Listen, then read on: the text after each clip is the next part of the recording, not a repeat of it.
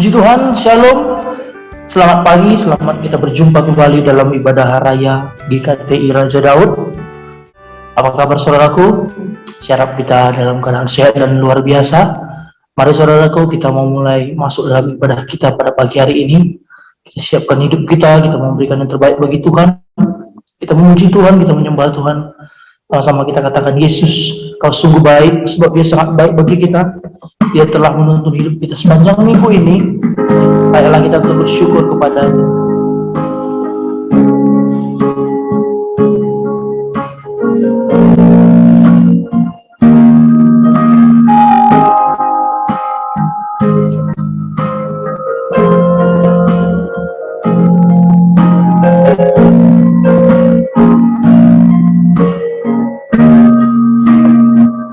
Katakan, Yesus, Kau sungguh baik.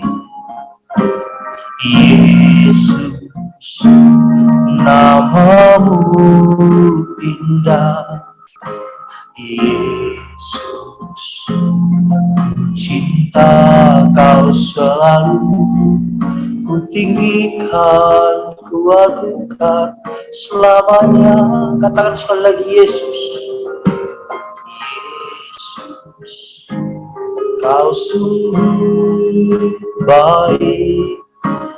Yesus, nama-Mu indah. Yesus, cinta Kau selalu tinggikan, ku agungkan selamanya.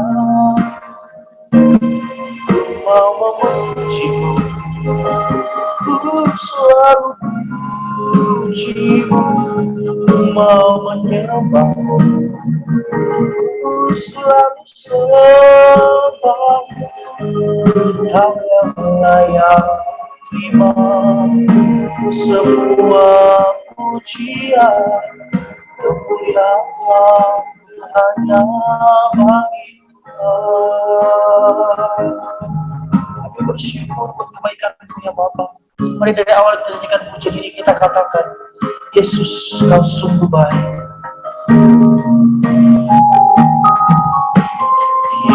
Yesus, Kau sungguh baik. Yesus, nama-Mu indah.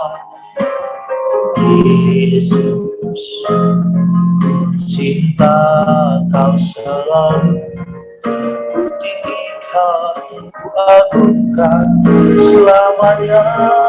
Katakan, ku mau memuji-Mu, ku selalu memuji-Mu, ku mau menyembah-Mu, ku selalu sembah-Mu. Kau yang layak terima semua pujian, kemuliaan hanya bagi-Mu. Mau memuji-Mu, mau memuji-Mu, ku selalu memuji-Mu, mau menyembah-Mu, ku selalu sembah. Kau yang layak terima semua pujian, kemuliaan hanya bagi Tuhan. Sekali lagi, mau memuji-Mu, ku selalu memuji-Mu, mau menyembah-Mu, ku selalu sembah. Kau yang layak terima semua pujian, kemuliaan hanya bagi Tuhan.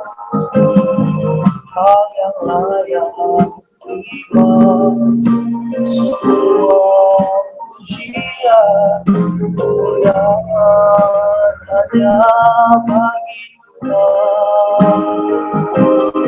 Kau yang layak terima kemuliaan hanya bagi sebab kemuliaan hanya bagi Yesus, hanya bagi Bapa. Kemuliaan hanya bagi Tuhan. Kau yang layak terima pujian, Kau yang layak terima sembah kami. Kau baik Yesus, Kau baik Tuhan, ajaib Bapa. Terima kasih. Dan sepanjang hari ini, sepanjang minggu ini, Kau tetap menyertai kami. Kau baik, Kau baik, Kau ajaib Tuhan. Kau luar biasa bagi kami. Yesus, terima kasih. Terima kasih Bapa. Segala kemuliaan, segala keagungan hanya bagi Yesus. Dalam mulut kami hanya bermazmur bagimu. Yesus, Kau ajaib. Segala kemuliaan, katakan mau memujimu, mau memujimu. Ku selalu memujimu, ku mau menyembahmu, ku selalu sembah. Kau yang layak terima semua pujian, kemuliaan hanya bagi Tuhan. Kau yang layak, Kau yang layak terima semua pujian, kemuliaan hanya bagi Tuhan.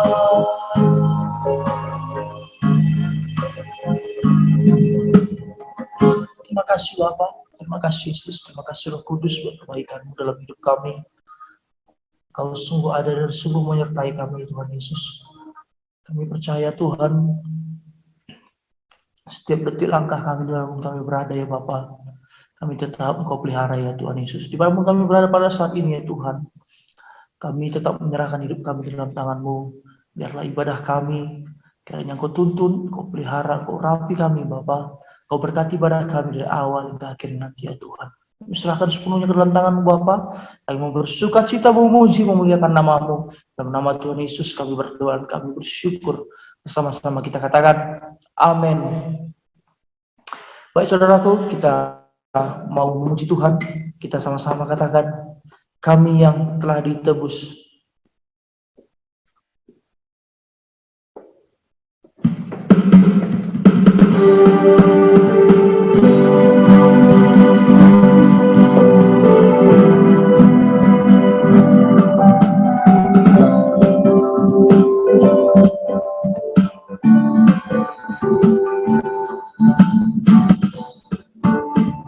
Kami yang telah ditebus dengan darah yang kudus, mengangkat pujian bagi-Mu.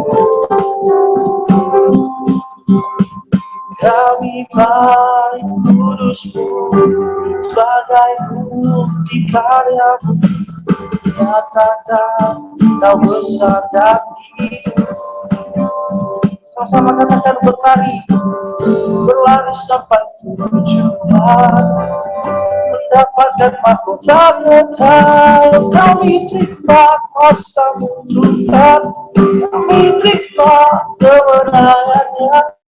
Kau sedia, kami bawa di setiap langkah.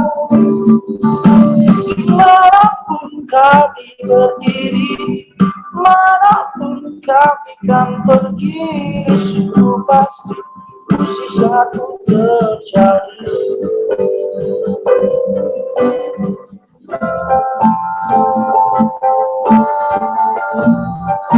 Sama kita katakan dari awal pujian ini, kita katakan kami yang telah ditebus, kami yang telah ditebus dengan darah yang kudus, menyatakan pujian bagimu. Kami baik kudusmu, kami baik kudusmu, padamu kita kami mengatakan kau bersama.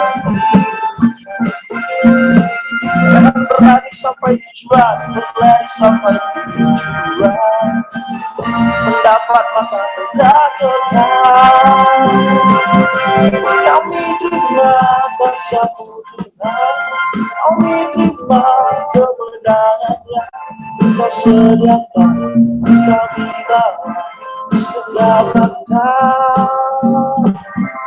Kemanapun kami berdiri, kemanapun kami kan pergi, di situ pasti mukjizat-Mu terjadi. Kami terima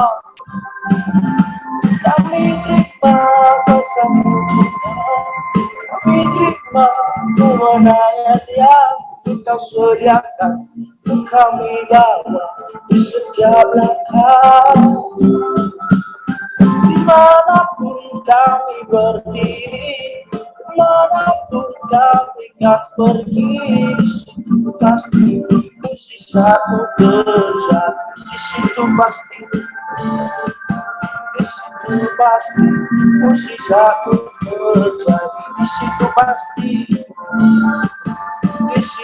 pasti mukjizat-Mu terjadi.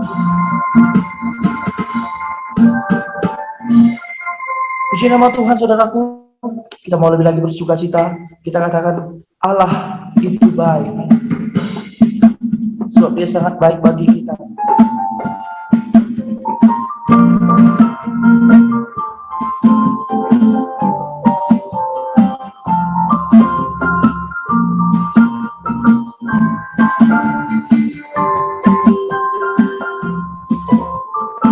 Katakan Allah baik, sungguh baik bagiku, ditunjukkannya kasih setianya yang menyediakan yang ku perlukan, menyatakan kebaikan, menyatakan kebaikan, menyatakan kebaikannya padaku. Dari awal kita katakan pujian ini, sama-sama kita katakan sekali lagi, Allah itu baik. Allah itu baik, sungguh baik bagiku, ditunjukkannya kasih setianya yang yang ku perlukan, menyatakan kebaikan, menyatakan kebaikan, menyatakan kebaikan padamu. Katakan kasih setianya tak pernah berubah, dulu, sekarang, dan selamanya. Ajaiblah kuasa dalam namanya. Yesus luar biasa, kasih setianya tak pernah berubah, dulu, sekarang, dan selamanya. Amin. Ajaib perkasa dalam namanya. Yesusku luar biasa. Katakan Yesusku. Yesusku luar biasa. Yesusku luar biasa, Yesusku luar biasa.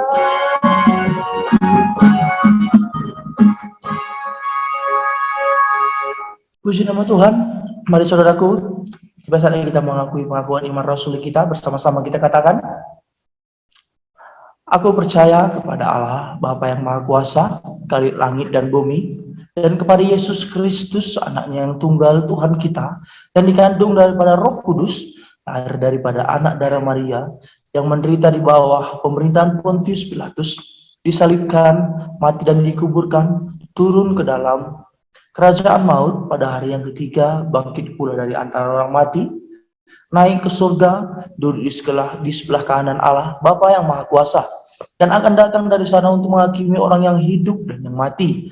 Aku percaya kepada Roh Kudus, gereja yang kudus dan persekutuan orang kudus, pengampunan dosa, kebangkitan daging, dan hidup yang kekal. Amin. Tiba saatnya saudaraku, kita akan mendengarkan firman Tuhan pada pagi hari ini. Kita siapkan hati kita, sama-sama kita angkat pujian yang kita katakan, seperti rusa rindu sungaimu.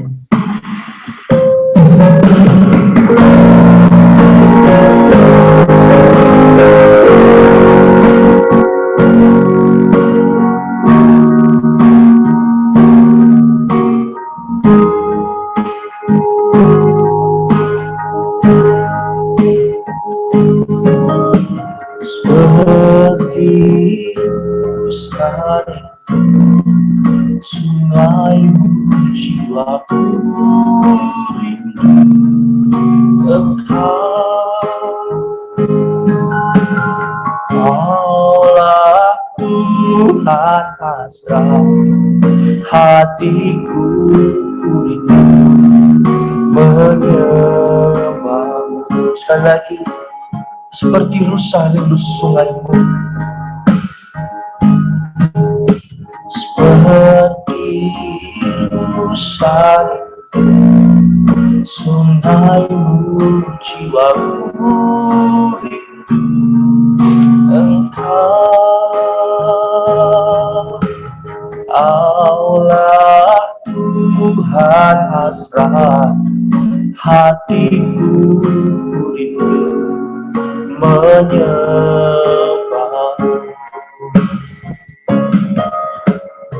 Engkau kekuatan dan perisaiku, kepadamu rohku berserah. Kaulah Tuhan hasrat, hatiku rindu menyembah. Katakan Yesus, Yesus, Yesus, Kau berarti bagiku. Oh Yesus, oh Yesus, Kau segalanya. Engkau kekuatan, Engkau kekuatan dan perisaiku, kepadamu roh berserah.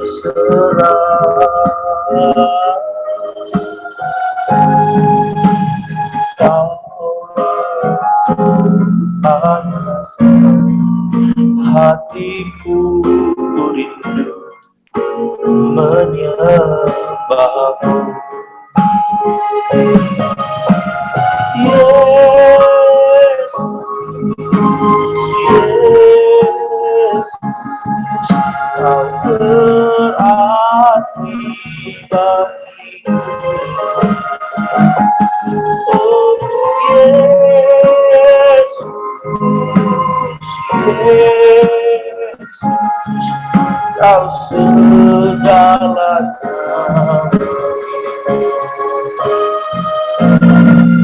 engkau segalanya bagiku.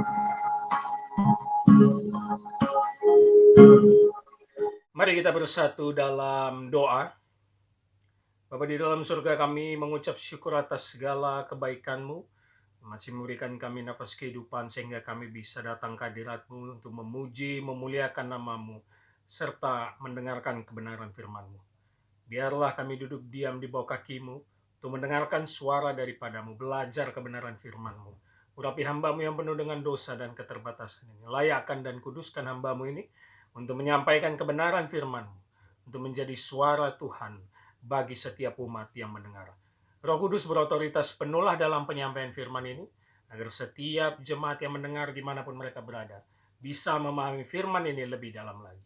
Dimuliakan, ditinggikan nama-Mu. Melalui perantaraan nama Yesus Kristus, kami siap menyambut kebenaran firman-Mu. Amin. Shalom Bapak Ibu Saudara, selamat hari Minggu untuk kita semua. Puji Tuhan, kita bertemu lagi di dalam minggu kedua bulan November. Kiranya dukung terus segala program kita dan gedung kita yang karena masih dalam renovasi, kita masih online. Jadi doakan di Desember dan menyambut Natal kita sudah bisa bertemu dan bertatap muka.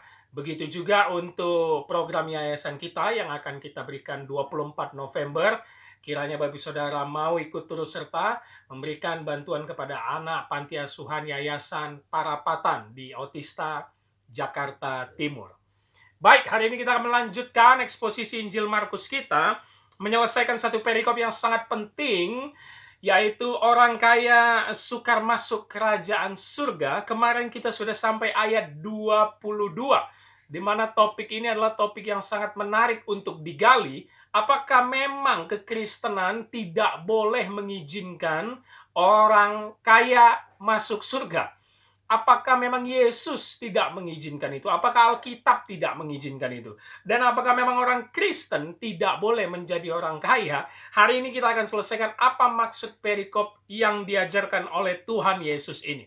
Dan kemarin kita di dalam part 1 sudah melihat profil seorang anak muda pemimpin agama kaya dan memiliki moral baik. Tetapi ketika Yesus berkata kepadanya, pergilah jual apa yang kau miliki kepada orang miskin dan ikutlah aku, dia tidak mau. Dia kecewa sebab banyak hartanya. Artinya anak muda itu menjadikan hartanya adalah Tuhannya. Dan selama ini dia tidak pernah melakukan hukum Taurat, 10 perintah Allah yang diberikan kepada Musa, itu dengan cermat. Karena dia tidak pernah mau mengasihi sesama, apalagi mengasihi Tuhan. Berarti motifnya kita tahu kemarin, dia hanya datang untuk pamer, untuk membuktikan kepada orang sekeliling atau murid-murid Yesus bahwa dia adalah orang yang suci, yang melakukan hukum Taurat tapi tidak tahu makna di baliknya.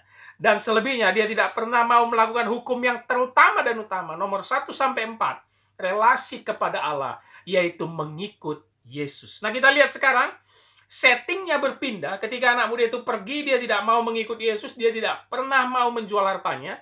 Lalu ayat 23 kita perhatikan, Markus pasal 10 ayat 23. Lalu Yesus memandang murid-muridnya di sekelilingnya dan berkata kepada mereka, alangkah sukarnya orang yang beruang masuk ke dalam kerajaan Allah. Inilah ayat yang dijadikan judul perikop oleh LAI dan menjadi tema kita. Alangkah sukarnya orang yang beruang masuk ke dalam kerajaan Allah. Bapak saudara, sekarang berpindah setting.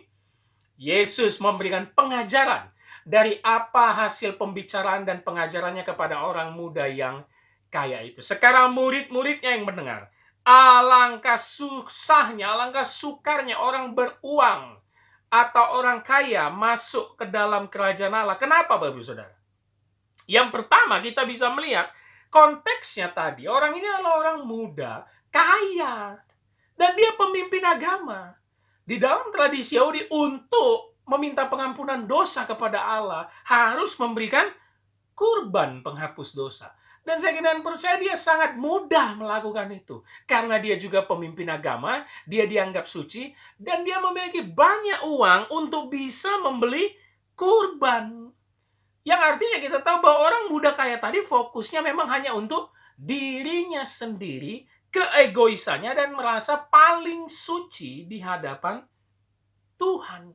Tentu dengan uang yang dia miliki, dengan gampangnya dia membeli kurban dan meminta penghapusan dosa kepada Allah. Tetapi ketika dia bertemu Yesus, dia baru memahami siapa Allah itu sebenarnya. Alangkah susahnya orang yang beruang masuk ke dalam kerajaan Allah. Ini sebuah peringatan, Bapak Saudara. Ini warning kepada kita semua. Ini peringatan yang langsung dari mulut Yesus.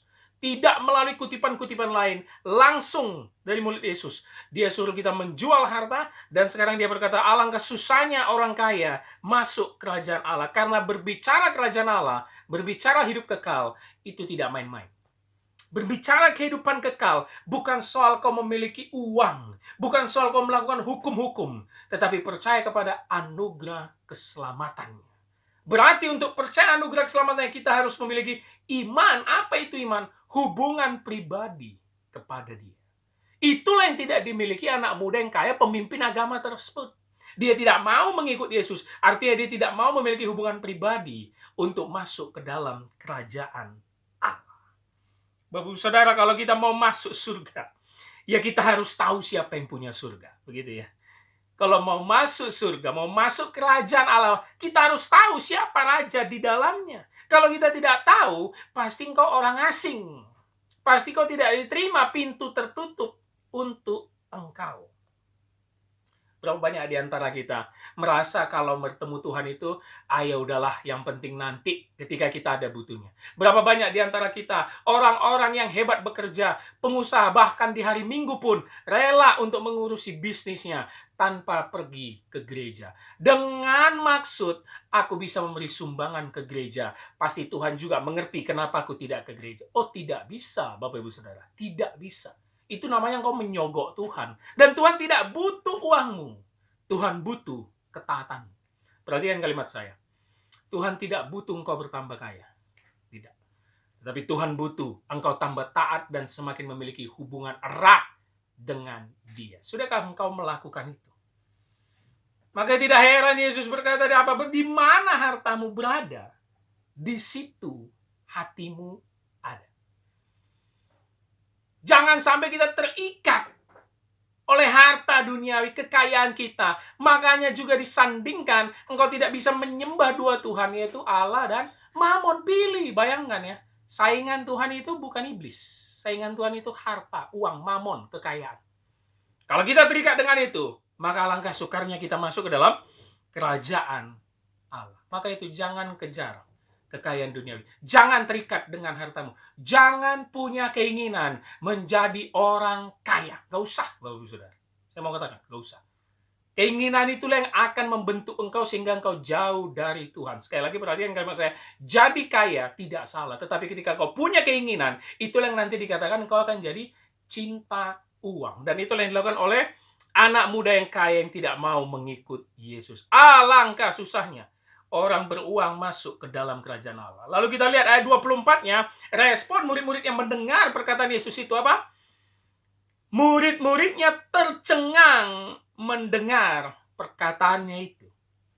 Tetapi Yesus menyambung lagi, anak-anakku, alangkah sukarnya masuk ke dalam kerajaan Allah. Bayangkan, 2 ayat, 2 kali diulang Yesus, berarti ini peringatan yang serius. Bapak Saudara, kalau menemukan 2 kalimat yang berulang-ulang dalam Alkitab, itu adalah sebuah firman atau ayat yang sangat serius, yang harus kita memiliki perhatian ke situ untuk kita renungkan dan kita lakukan.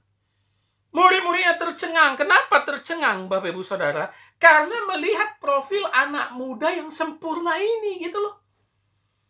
Kaya, pemimpin ibadah, moralnya baik, masih muda. Saya katakan di minggu lalu, ini idaman semua orang tua dan anak-anak gadis, begitu ya. Tetapi Yesus katakan apa? Dia susah masuk kerajaan surga. Dia nggak masuk ke dalam kerajaan Allah. Tercengang murid-murid. Orang yang sempurna itu saja, yang religius seperti saja, tidak bisa masuk surga. Jadi murid-murid membayangkan, bagaimana dengan kita yang miskin dan tidak punya apa-apa ini? Tercengang murid-murid. Waduh, ternyata mereka akhirnya tahu betapa sulitnya syarat untuk masuk ke dalam kerajaan Allah. Tercengang. Dan Yesus menyambung lagi tadi apa? Alangkah sukarnya orang kaya masuk ke dalamnya. 2 kali peringatan di dalam 2 ayat. Bapak saudara, saya mau katakan, ini bukan ayat yang main-main. Tapi ini bukan saja juga untuk orang kaya Kristen. Enggak, ini berlaku untuk kita semua. Nanti kita akan lihat sampai habis apa maksud Yesus. Berapa kali saya ketemu orang ya, hanya untuk mengkonseling anaknya yang mungkin dalam keadaan sulit. Entah itu kesehatan mental, entah itu pernah terjebak narkoba, entah itu terkena pergaulan bebas. Orang tuanya nggak pernah dampingin. Selalu anaknya diserahkan kepada pendeta untuk dinasihati, dikonseling, bahkan dididik. Bahkan diajak tinggal di rumah pendeta. Tapi orang tuanya nggak mau tahu kenapa. Cari uang sebanyak-banyak. Saya mau katakan, itu adalah ciri-ciri orang kaya yang susah masuk kerajaan Allah. Jangan pikir ketuhanan itu hanya pelarian. Jangan pikir ketuhanan itu hanya nomor 2, hanya tempat sampah yang akhirnya kita nggak tahu mau kemana akhirnya ketuhanan. No, Bapak Ibu Saudara. Kalau engkau mengandalkan duit dalam kehidupanmu, keluargamu, dan anak-anakmu, maka engkau sangat jauh dari Tuhan karena tidak memiliki hubungan pribadi kepada Dia. Engkau akan kecewa seperti anak muda yang kaya tadi kecewa di ayat 22. Setelah dia kecewa sebab banyak hartanya, dia meninggalkan Yesus. Salah satu orang terkaya yang kita tahu, Jack Ma, saya pernah mendengar statementnya di media sosial. Jack Ma berkata apa? Jadi orang kaya itu nggak enak. Kenapa? Nggak bisa tidur. Karena harus memikirkan apa yang harus dilakukan setiap bangun pagi untuk bisnis perusahaan. Itu kata-kata dari Jack Ma. Berarti artinya apa? Hiduplah sesuai apa yang Tuhan katakan. Cukupi kebutuhanmu, bukan keinginanmu. Nah, ini yang penting. Kenapa kita pengen terus menjadi orang kaya, terhormat, terpandang, punya jabatan? Karena kita mengejar keinginan kita, padahal kebutuhan kita sudah lebih dari cukup. Kenapa banyak pejabat-pejabat yang sudah kaya, gajinya besar, masih juga korupsi di negara ini? Karena mereka serakah untuk terpandang dengan jabatannya, untuk dibilang orang hebat, dibilang orang sukses, dibilang orang kaya. Saudara, hati-hati. Hari ini di perikop yang sangat penting ini kita belajar. Orang kaya susah masuk kerajaan Allah karena tidak memiliki hubungan pribadi kepada Tuhan. Pilih Tuhan atau Mamon. Hanya itu pilihannya. Nggak bisa di tengah-tengah. Saya sering sekali anak muda berkata apa? Hidup ini harus 50-50, Pak Pendeta. 50% ke Tuhan, 50% senang-senang, bekerja keras cari duit. Nggak bisa. 100% lah ke Tuhan. Tetapi dalam 100%mu pun engkau bekerja dengan baik. Bukan mengejar kekayaan. Bukan cinta uang. Itulah yang terjadi. Sehingga murid-murid pun tercengang. Sudah orang sehebat itu, tapi dibilang Yesus nggak masuk ke dalam kerajaan Allah. Kita perhatikan ayat 25-nya. Sekarang Yesus menjelaskannya dalam sebuah perumpamaan. Ini perumpamaan yang sangat penting dan sering diperdebatkan. Perhatikan ayat 25-nya, Bapak Saudara. Lebih mudah seekor unta melewati lubang jarum daripada seorang kaya masuk ke dalam kerajaan Allah. Lebih mudah seekor unta melewati lubang jarum. Ini bahasa hiperbolik Yesus. Ada beberapa tafsiran yang terkenal dari ayat ini yang sebenarnya tidak tepat, kurang tepat. Yang pertama, ada yang berkata itu salah tulis dari bahasa asli Yunaninya. Lebih mudah seekor unta melewati lubang jarum. Seharusnya itu bukan unta. Karena unta di dalam bahasa Yunaninya itu kamelos. Ya. Sedangkan ada yang berkeyakinan itu sebenarnya kamilos. Jadi hanya beda E dengan I. Kalau unta kamelos, seharusnya terjemahan yang tepat dalam Yunani diyakini ada beberapa penafsir, para sarjana.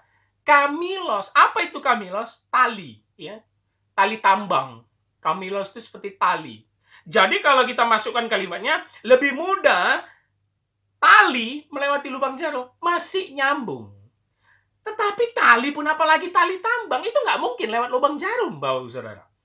Sehingga penafsiran atau pemahaman ini gugur. Bukan soal kamelos atau kamilos. Nah, yang kedua yang terkenal juga, ada beberapa pendeta memegang ini, bahwa lubang jarum itu adalah pintu di Israel. Nah, ini Bapak Saudara pasti pernah dengar ini kan.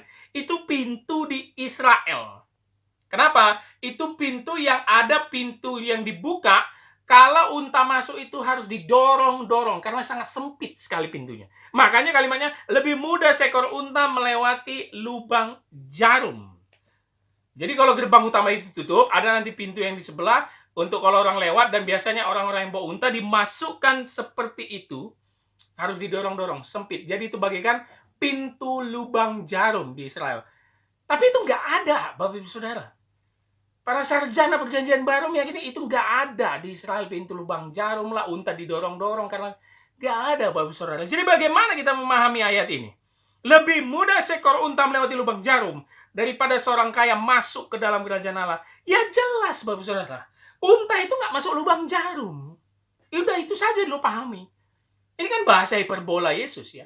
Unta itu nggak masuk lubang jarum, yang artinya kita pakai langsung kalimat provokatifnya. Orang kaya nggak masuk surga. Waduh.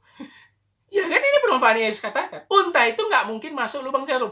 Jadi kita nggak perlu memelintirnya, mencari-cari pembenaran. Oh enggak kok, sebenarnya itu unta yang didorong-dorong. Susah memang orang kaya, tetapi akhirnya masuk surga juga kok. Enggak seperti itu, Bapak Saudara. Atau bukan soal perbedaan bahasa Yunani kamelos dengan kamilos tadi. Unta nggak masuk lubang jarum, ya orang kaya nggak masuk surga. Itu yang mau Yesus katakan di ayat 25. Nanti kita akan lihat sampai endingnya. Nah itu yang kita bisa melihat di ayat 25 ini. Lalu kita lihat lagi ayat 26 ini menjadi respon yang menggemparkan, Bapak Ibu Saudara. Perhatikan apa yang dikatakan murid-murid. Mereka makin gempar. Tadi tercengang. Sekarang makin gempar dan berkata seorang kepada yang lain, jika demikian, siapakah yang dapat diselamatkan? Perhatikan ayat 26 ini penting sekali, Bapak Saudara. Ini respon berikutnya dari murid-murid. Yang pertama mereka tercengang. Dan sekarang mereka makin gempar. Karena mereka tahu unta itu kan nggak masuk lubang jarum. Berarti semua katakan orang muda yang datang tadi, ya, yang dengan hebatnya profilnya itu nggak masuk surga. Itulah yang membuat murid-murid memiliki respon, jika demikian, siapakah yang dapat diselamatkan? Kenapa murid-murid berkata seperti itu? Balik lagi, Bapak Ibu Saudara. Murid-murid makin bingung. Dia itu kan pemimpin agama.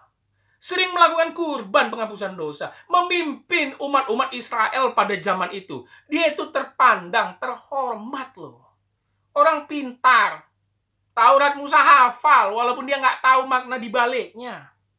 Kalau nasib dia aja nggak masuk surga, nggak masuk kerajaan Allah, bagaimana dengan nasib kita? Itu yang Petrus dan kawan-kawan pikirkan. Waduh, dia yang sudah rohaniwan begitu saja nggak masuk, ya apalagi kita gitu loh. Yang sama Yesus saja kita sering melawan. Yang sama Yesus saja sampai sekarang kita nggak ngerti ya apa yang diomongkannya gitu ya. Murid-murid, apalagi Petrus kan sering sekali menentang Yesus ya. Kemarin pengakuannya Mesias, Petrus menarik Yesus, memarahinya gitu kan ya. Ini orang terpandang loh. Pemimpin sinagog, masih muda, melakukan hukum Taurat dari masa mudanya katanya. Orang kaya terpandang loh, saya yakin di lingkungannya, apalagi di sinagog, ini orang sangat terkenal sekali. Ya. Sering memberikan kurban kepada Allah. Loh, kayak gini nggak masuk kerajaan Allah, kata Yesus.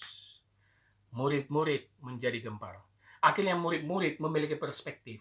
Wow, betapa sulitnya syarat masuk kerajaan Allah.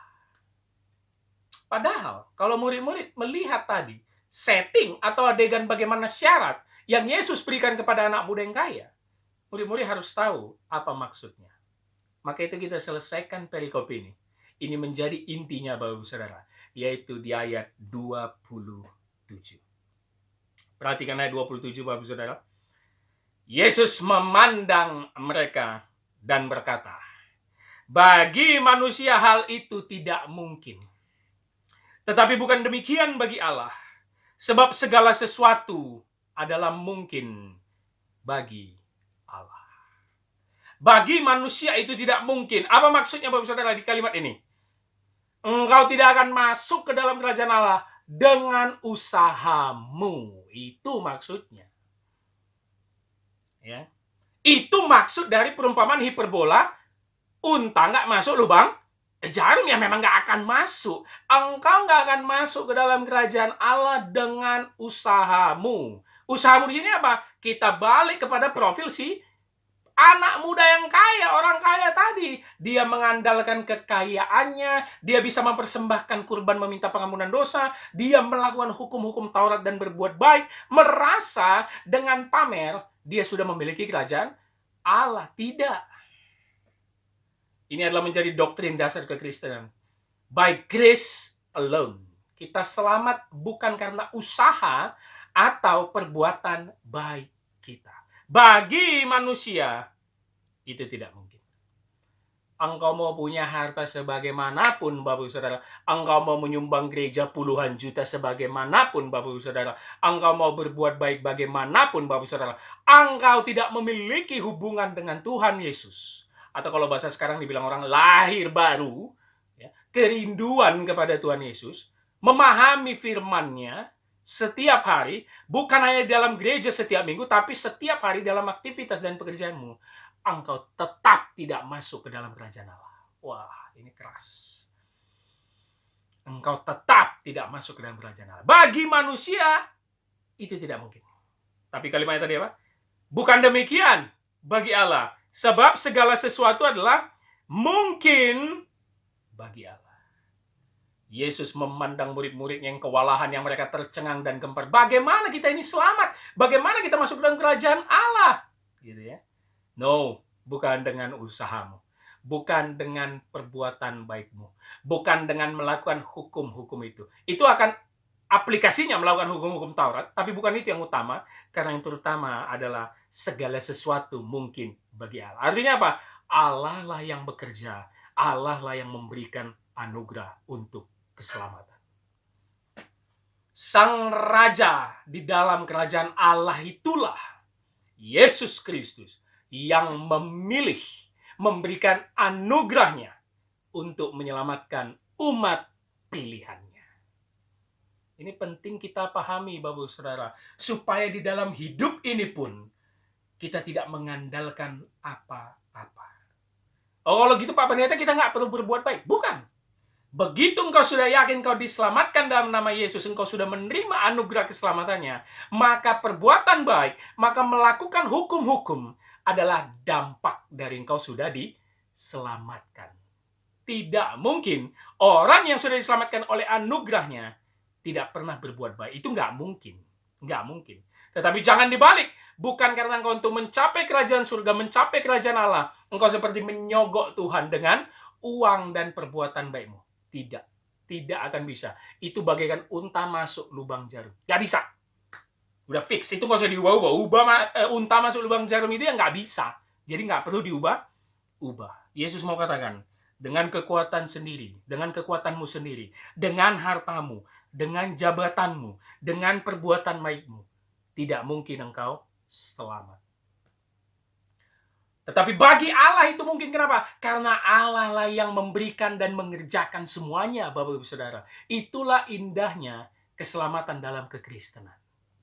Allah yang mengerjakannya.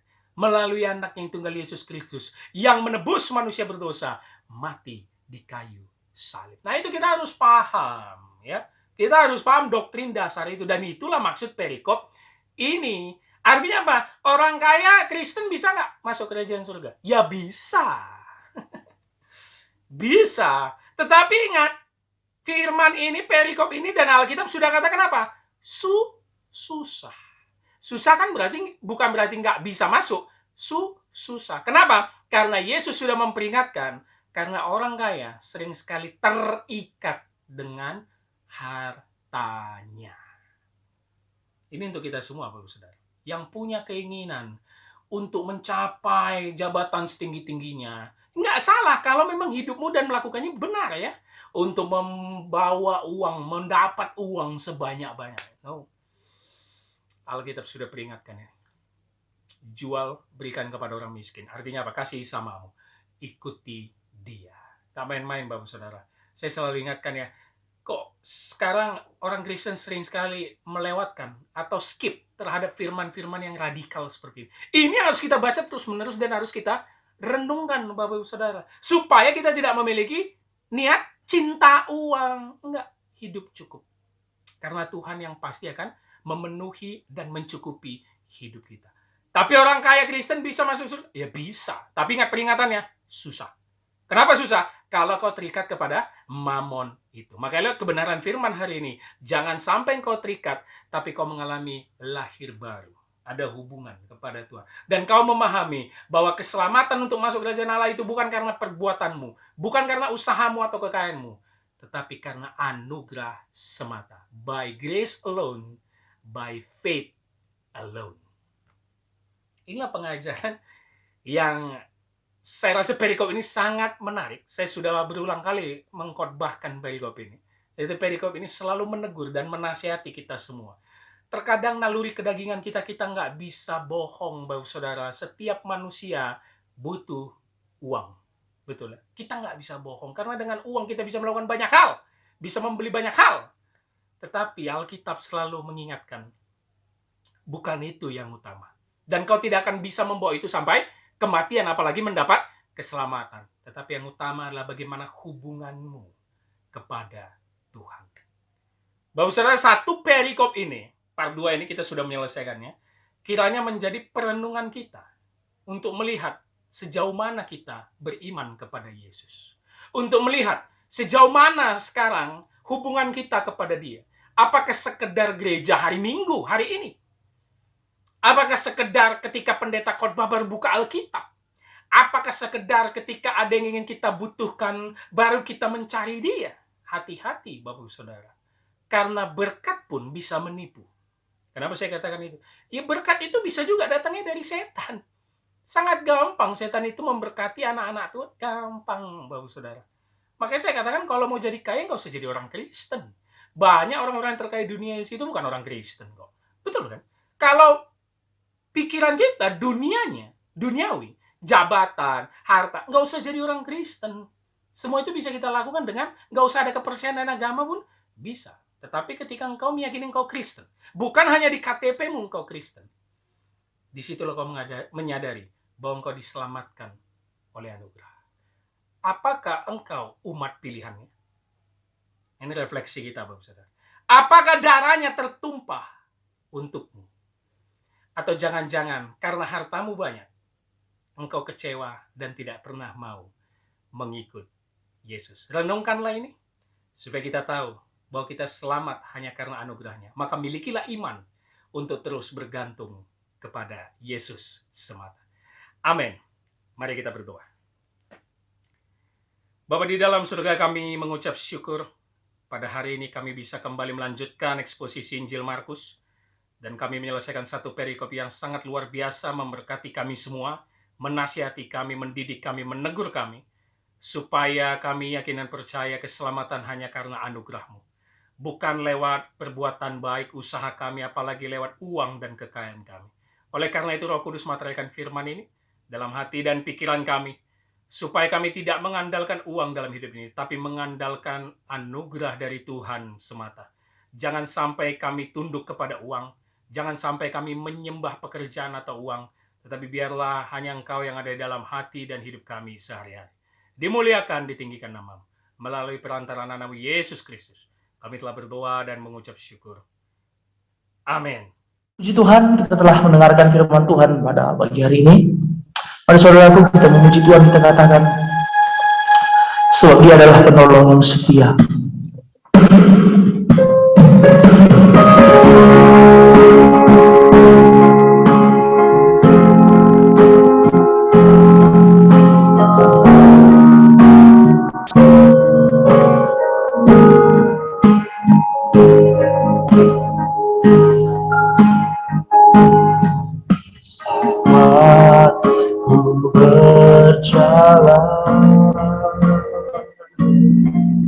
Kasih-Mu menerangi langkahku, tak aku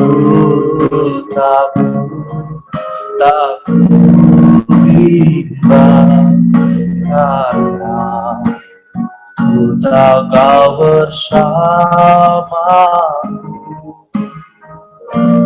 Kau lebih tahu yang yang terbaik bagi Kau lebih bisa pulihkan hidupku.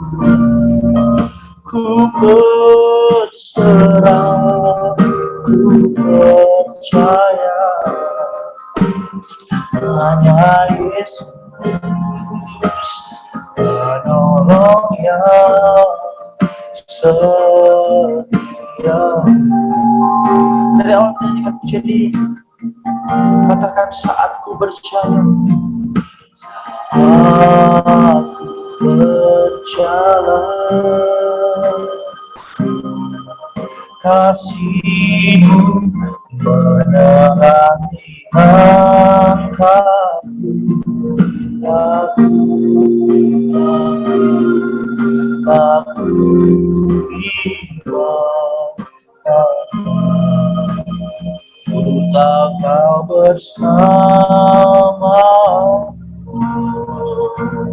Kau lebih tahu yang terbaik bagiku. Kau lebih tahu pulihkan hidupku.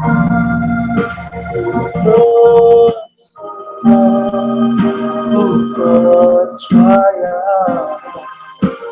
hanya Yesus penolong yang setia. Hanya Yesus penolong yang setia. Hanya Yesus, hanya Yesus penolong yang setia.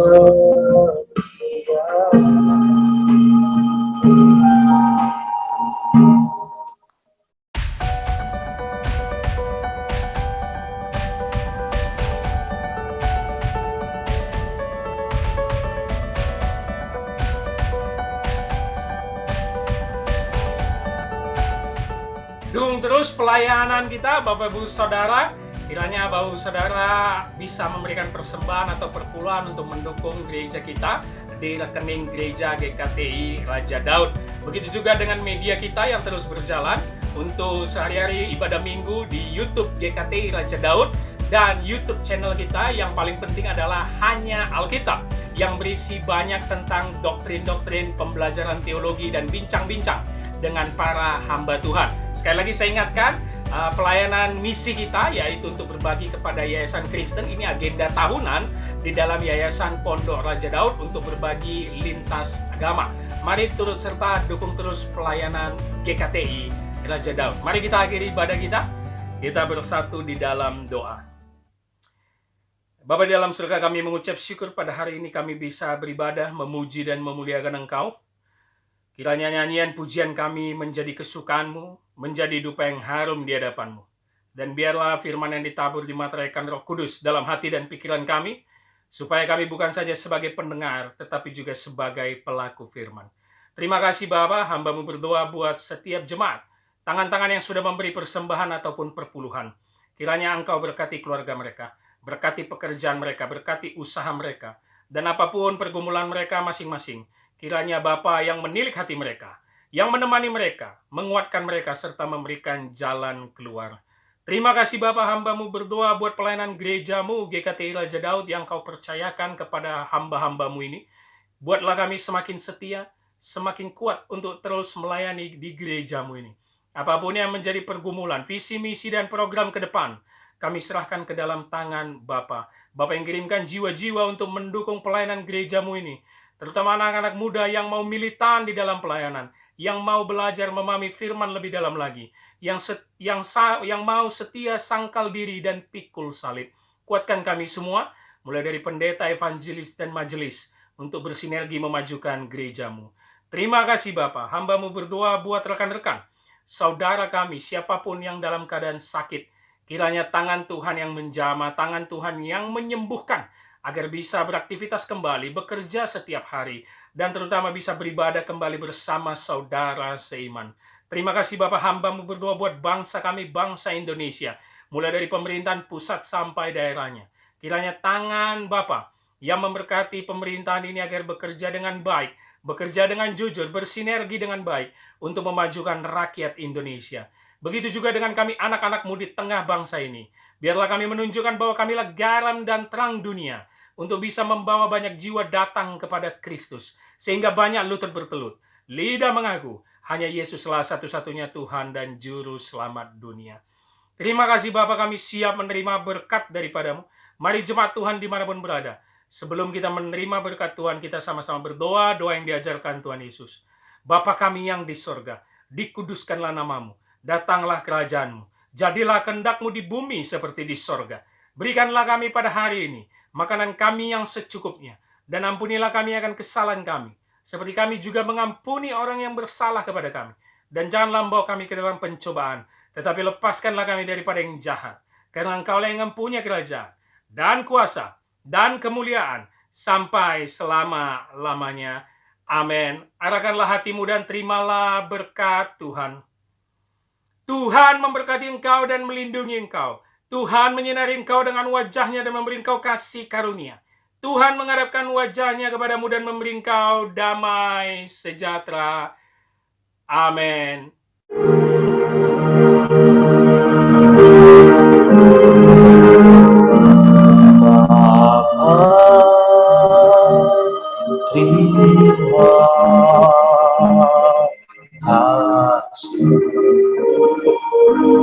Bapa, terima kasih. Bapa, di dalam surga, ku terima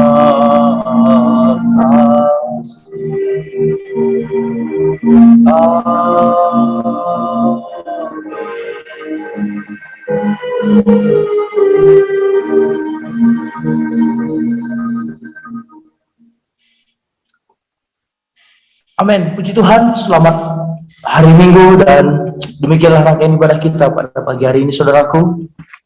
Dan tetap semangat dan tetaplah setia dalam ibadah-ibadah kita yang ada, meskipun kita pada saat ini masih ibadah online.